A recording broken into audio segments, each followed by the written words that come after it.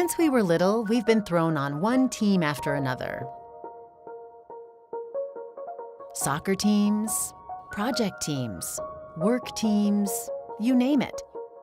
And even though we have lots of experience being on teams, the only advice we've ever been given about how to be a good teammate is to play nice and everything will work out.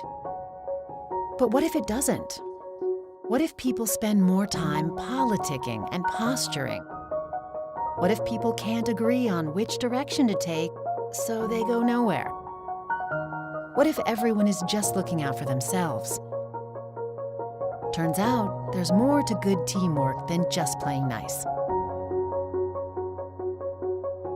That's where the 5 behaviors of a cohesive team comes in.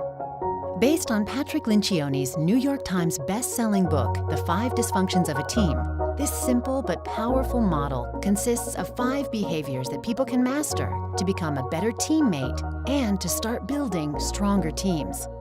Here's Patrick to explain those behaviors. There are 5 behaviors that all teams have to master to become true functional teams. The first is trust. Team members have to trust one another, which means they're vulnerable with one another. Vulnerability, which I think is one of the most important characteristics any human being can embrace in life, is nothing but admitting who you are as a person. It means they're capable of being completely honest and human with one another. That's important because it enables them to embrace the second behavior, which is conflict. Yes, conflict. When people are vulnerable and trustworthy with one another, they'll engage in conflict without fear. They'll debate issues, and they'll be totally upfront with one another. As a result of that, they'll be able to embrace the third behavior, which is commitment. They'll commit actively to decisions, and they'll leave the room on the same page, totally committed to follow through on what they've agreed to. That commitment will give them the courage to hold each other accountable, knowing that they're doing nothing but reminding each other about what they've intended to do from the beginning. And that accountability will ensure that they get results, that they're focused on the collective results of the team and not their individual needs. So it starts with trust, it goes to conflict, commitment, accountability, and ultimately, results. That's it. Now, ironically, it's not that complicated to build a team.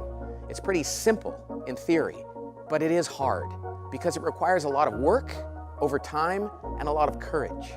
But it's worth it because the benefits of a great team are truly extraordinary. And it all starts with you. Teams are made up of individuals after all, and every individual has a part to play in making them stronger and more cohesive. It's how we get back to those teams that were fun and fulfilling, and we couldn't wait to be a part of.